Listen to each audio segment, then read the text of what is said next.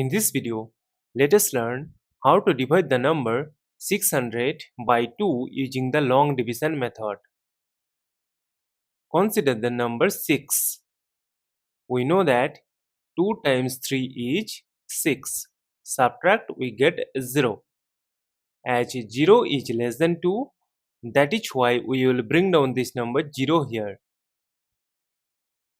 See that this is the number 0. So we can remove 1 0. But see that this 0 is again less than 2.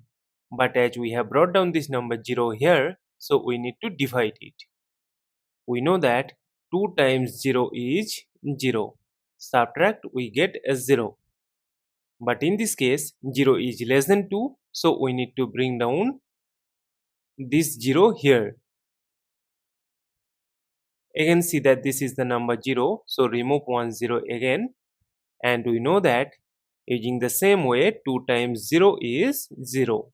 And subtract, we get 0 again.